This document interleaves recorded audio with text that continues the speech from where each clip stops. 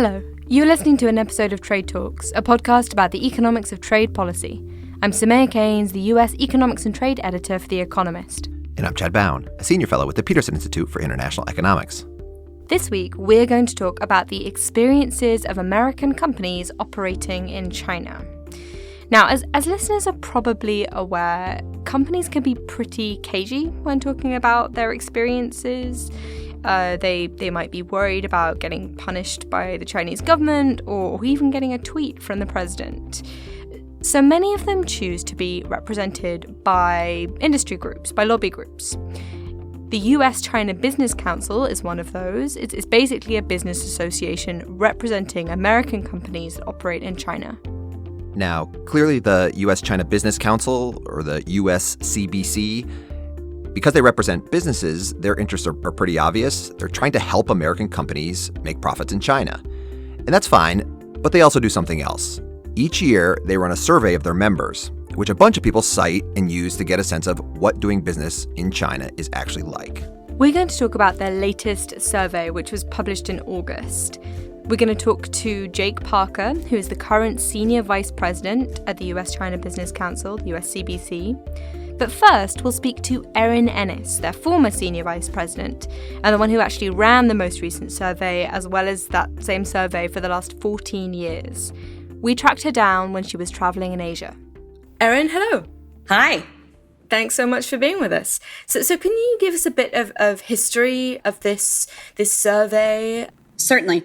The timeline precedes a little bit when China was in the WTO, but the whole point of this has always been as an assessment year to year of how companies believe that China is doing in terms of what the WTO set out. And then, frankly, in recent years, once all of the WTO accession commitments, deadlines at least, had been met, how companies felt that China was doing in terms of treating foreign companies versus domestic companies.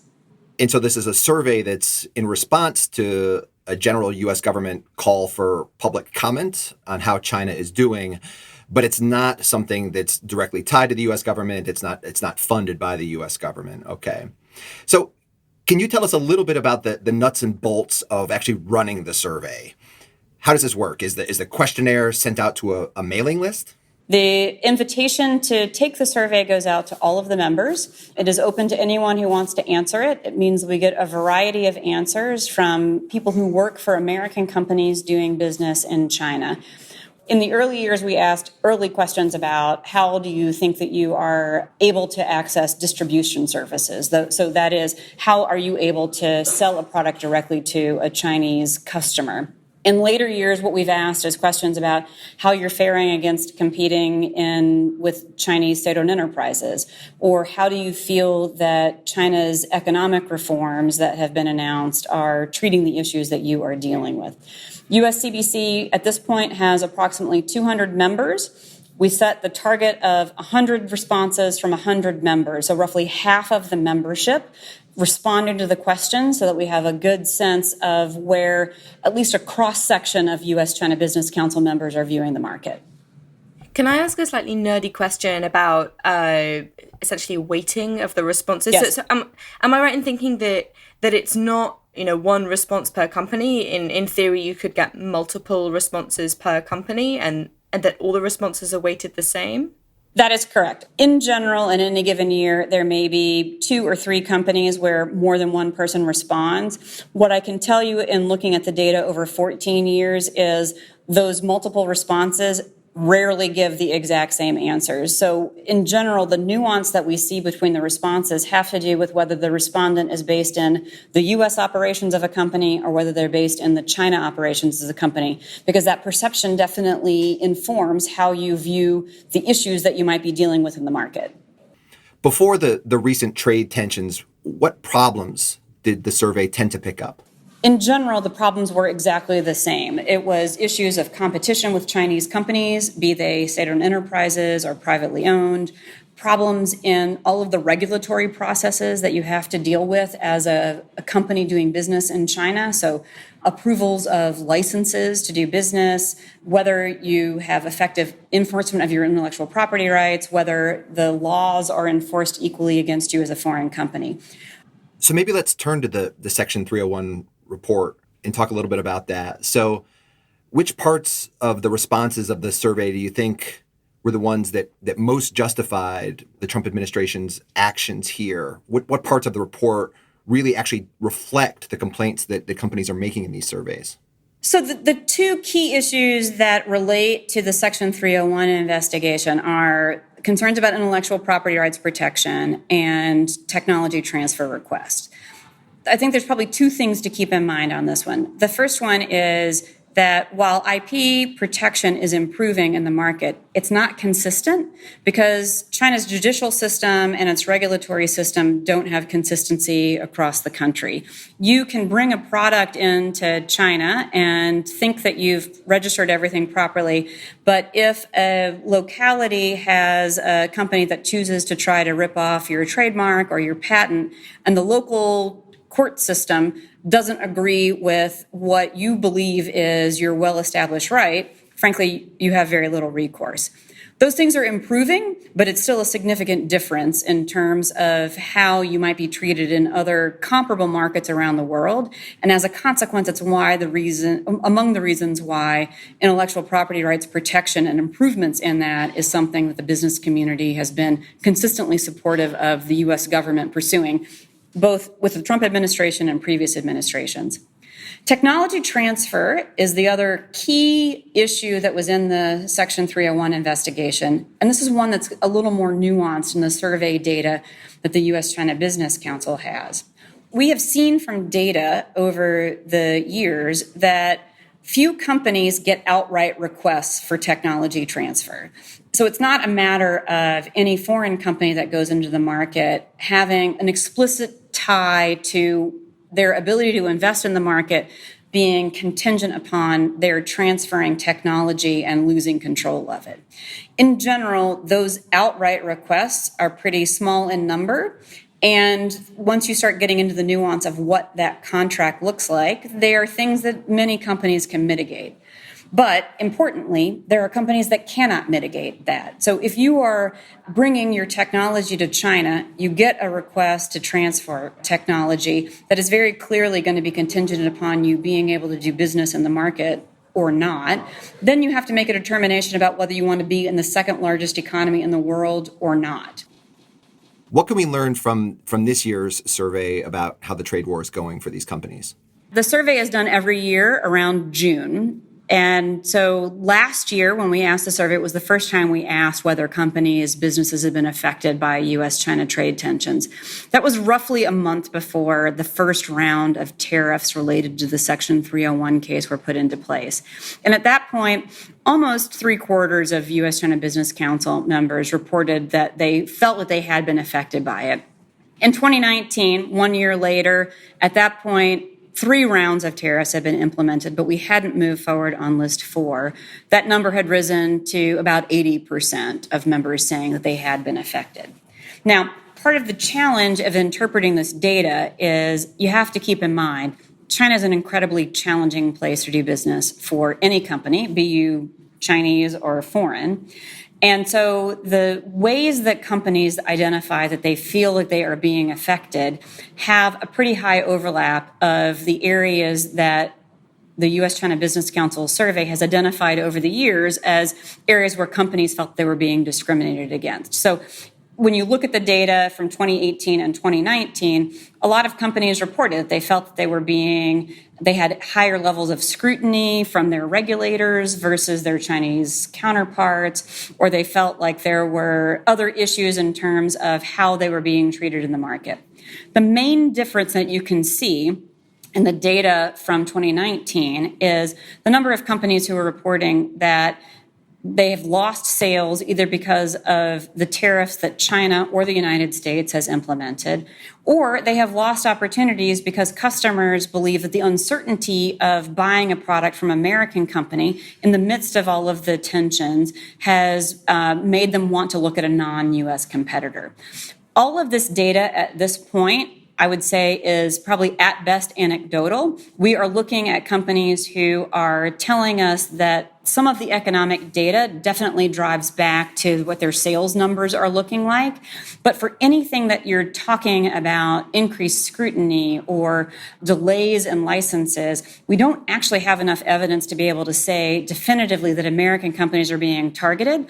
But certainly we're starting to build the anecdotal evidence that American companies are experiencing some differences in how they're being treated versus other foreign companies, and certainly versus other domestic Chinese companies. Erin, thank you so much for joining us. Thank you for having me. That was Erin Ennis, the former Senior Vice President of the US-China Business Council. Next, we're going to talk to her successor, Jake Parker. He arrived in DC earlier this year, but before that, he was based in Beijing, also working for the US CBC. And in that role, he engaged with the Chinese government, mainly at the federal level in Beijing, but also liaising between companies and local officials. I started by pointing out that the survey shows that the vast majority of US-China Business Council members are in fact profitable in China. Now I suppose the unprofitable ones might have left, and in theory there could be unfair treatment alongside these companies being profitable. But I asked him what he thought the best evidence was that these companies are actually being treated unfairly, given that so many of them seem to be making money. Well, one of the key aspects of the survey that I focus on is optimism over the long term. And what we see is in the survey, optimism is moderating over time. Now, obviously, the most significant issue that exists today is the U.S.-China bilateral trade relationship. However, when we look longer term and at this long-term optimism, what we hear and see in the survey data is that companies are more concerned about their ability to compete on a level playing field in the medium and long term. Many note that the market access environment from a licensing perspective, if you're a domestic Chinese company, the time it takes to get a license approved, the time it takes for a product to go through a product approval is faster than a foreign company. We also see that in areas like financial services that have been recently liberalized, that there are already numbers of Chinese companies that operate in those sectors and have captured huge market share. That's been open technically for a year and a half, and not a single U.S. company has yet received a license. So every day that those licensing processes drag on is a day that a U.S. company can't be competitive with a domestic Chinese company. You mentioned technology transfer as a problem some companies might face. And I guess that would happen when companies were forced to enter into those joint ventures or the JVs with their local Chinese counterparts. And the authorities could basically force companies to hand over their technology as a condition for entering in the market. At least that's the allegation. But if you look at the survey, the share of companies that say they've been asked to do this, to transfer their technology, it seems really low, only about 5% of the members. And yet this is the problem the Trump administration is using in part to justify the trade war with China. Why do you think they're making such a big deal about it when the numbers on this actually seem so low? Sure, Chad. So I think there are probably three main reasons. First, companies have operated in the China market over time. As you know, there were many market access restrictions that forced U.S. companies into joint ventures in the past. And since China joined the WTO, many of those have fallen. So U.S. companies are not entering into the China market in JVs like they did long ago. The second reason is because of this historical perspective, we've seen that many of the technology transfers have happened in the past. So much of the toothpaste is out of the tube. The third is that because the U.S. Trade Representative in the Section 301 report has been so high profile and has been raised with the Chinese government, I think there's a sensitivity on the Chinese side to not explicitly requesting technology transfer in the last year in particular. Okay, so this tech transfer happened in the past, and as the joint venture requirements have been relaxed, it's less of a problem now. And you're saying that the Chinese government might be more careful about making these tech transfer requests. With all of that in mind, how did members react when the Trump administration started this investigation into China's trade and investment practices? So when our member companies first heard about the Section 301 investigation, they agreed with many of the issues raised by the Trump administration. They were concerned, however, about adopting the tactic of tariffs because of the issues that raises for companies, primarily with retaliation. And indeed, after the $50 billion was implemented, companies immediately saw retaliation from the Chinese government. And frequently, these types of retaliations are not very obvious or easily able to track. For example, customs clearance investigations increased precipitously. One of our member companies was importing automobiles from the United States, and they had their environmental emissions systems checked at the border. Unfortunately, for this check to be fully implemented, the entire emission system had to be deconstructed part by part from the vehicle. So the entire vehicle had to be taken apart, each individual item checked to ensure that it met the requirements of China. That, of course, made the car unsellable in the China market. In another example, we saw 1-week quarantine period added to U.S. cherries. Unfortunately, after that 1-week quarantine period was over, those cherries had spoiled and were no longer able to be sold into the China market. So these are the sorts of non-tariff barriers that we began to see implemented at the local level immediately after the implementation of the Section 301 and the tariffs. What about examples of retaliation that we're seeing today? And, are there also examples of things taking place within China, not at the border, but, in the Chinese economy where a lot of these companies are operating domestically? When we talk to our member companies today, they note a sensitivity from the Chinese government towards ensuring a stable market environment because they do not want foreign investors to be scared off from investing there. Foreign capital investment remains a key part of China's GDP growth. Many Chinese government officials advance in China because of their contributions to local GDP growth, their unemployment rate, social stability, and as a result, they want to continue to encourage foreign investors to be in the market. And we've heard recently that many local governments have called in foreign companies to understand the challenges they're experiencing there and try and resolve those challenges. That being said, we have seen some issues where foreign companies have seen some initial retaliation. And it's important to note that this is not a central government directed retaliation. It's much more organic and bottom up. For example, we've heard from some companies in government procurement that there has been unequal treatment towards U.S. suppliers. One company noted that this is a direct ban that's articulated by a tendering agency. Sometimes there's a preference written in the tendering document for a specific amount of domestic content, so a percentage has to be made by a Chinese company. We've also heard from members that U.S. companies are sometimes considered to be unreliable suppliers by the Chinese counterparts because of issues like the Huawei decision, but also as well because of the tariffs that are in place and the potential volatility of the pricing of their products. Another way that we're seeing some retaliation is in IP enforcement being politicized. We have a number of U.S. companies that are suing their domestic Chinese counterparts for IP infringement where technology has been stolen or transferred and then tried to be commercialized in the local market. China's courts operate where there needs to be a ruling within a set period of time. Many judges are continuing to delay those rulings because of the overall atmospherics of the relationship. And this is, again, not necessarily because of any directive from the top, but there is a feeling that any decision that's made, both a ruling in favor of a U.S. company or against it, could be viewed as negatively from the top. So they're making a political choice to not act, which is safer than any other decision that they could possibly make. The last is, and this one's the most obvious, but it's one that maybe gets less press, and that is U.S. companies are being cut out of China's existing economic reforms. We've seen a number of tariff rates cut this year, which Europeans, Japanese, South American companies are all being able to enjoy. But because of the bilateral trade conflict and the tariffs that China has raised in response to retaliate against the United States, U.S. companies are unable to take advantage of those. So not only is their prices rising from the retaliatory tariffs, but other European and internationals are actually having lower prices because the general tariff rate has decreased. How easy is it for companies to come forward and complain about any unfair treatment that they're facing? Companies are always hesitant to raise their concerns publicly about any policy or regulatory issue in, frankly, any market where they operate. that is amplified in the Chinese market because of fear of retaliation, that if you find an instance of forced technology transfer, that by reporting that to the central government, the local government would retaliate against the company.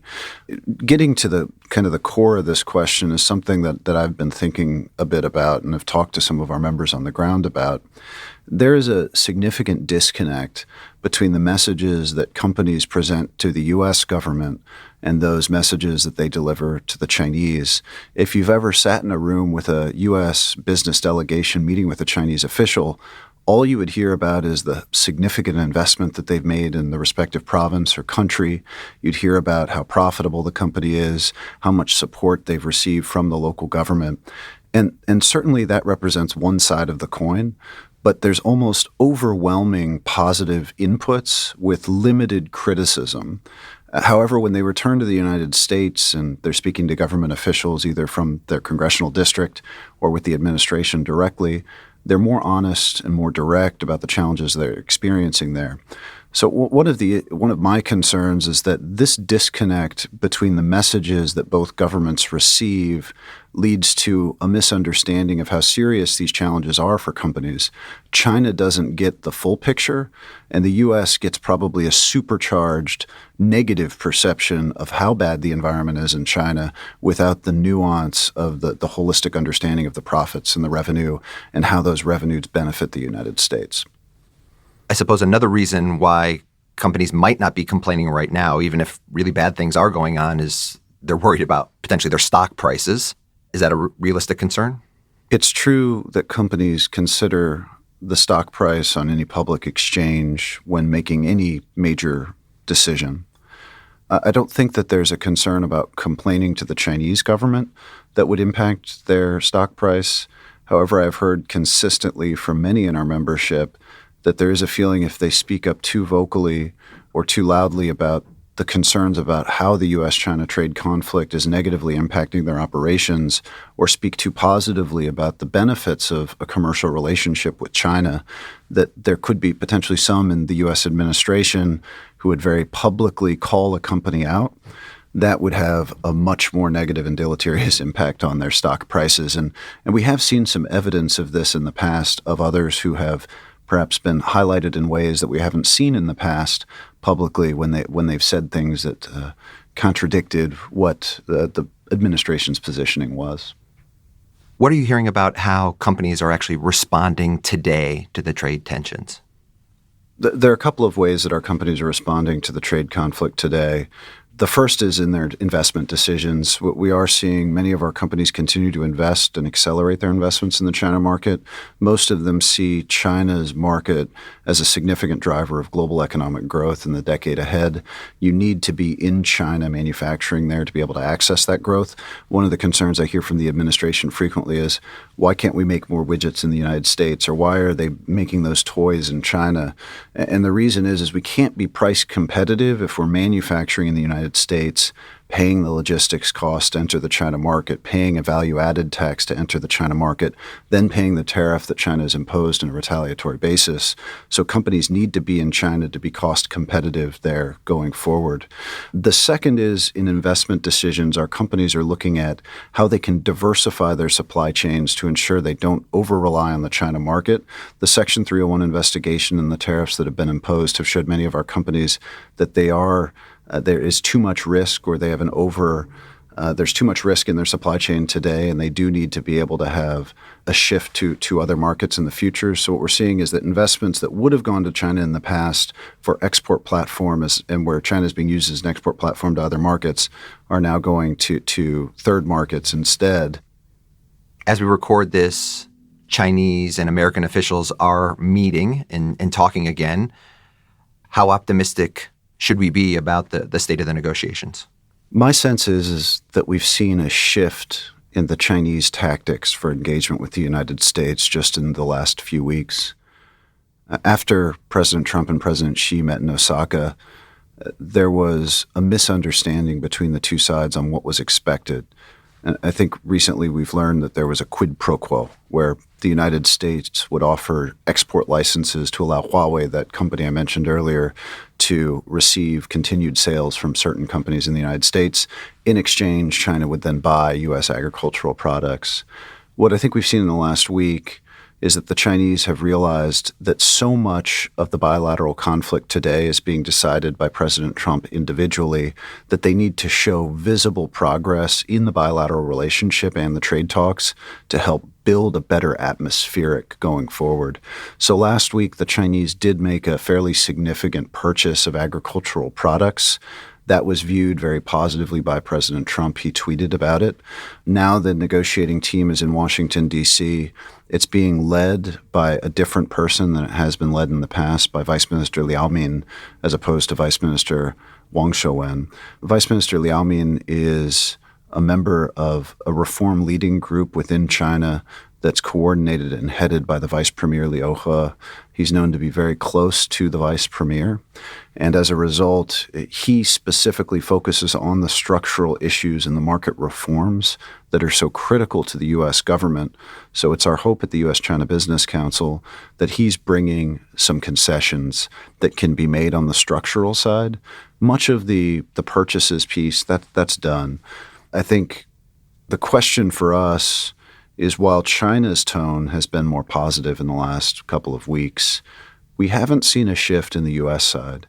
The expectations for a deal remain very high in terms of standards of the deal. So forced technology transfer, IPR protection, market access, level playing field, overcapacity, subsidies, industrial policy. These issues all are at the core of what the U.S. expects from any finalized agreement. And it's unclear if the Chinese will be able to meet that high expectation. I think we're pleased now that things seem to be going in the right direction, but we'll have to wait and see in early October when the Vice Premier comes to the United States, and then October 15th when the tariffs have been delayed to see how serious they are about moving this thing to conclusion. Jake, thank you very much. Thank you. That is all for Trade Talks. A huge thank you to Erin Ennis and Jake Parker, the former and current Senior Vice Presidents at the US-China Business Council. We will make sure to post a link to the latest US-CBC member survey on the episode page at our website. That's www.tradetalkspodcast.com. And thank you also to Colin Warren, who handles our audio. Do follow us on Twitter. I'm at Samaya Keynes. And I'm at Chad Bown. And we're on @trade__talks. That's not one but two underscores, @trade__talks. Because talking to two senior vice presidents of the US-China Business Council is better than one.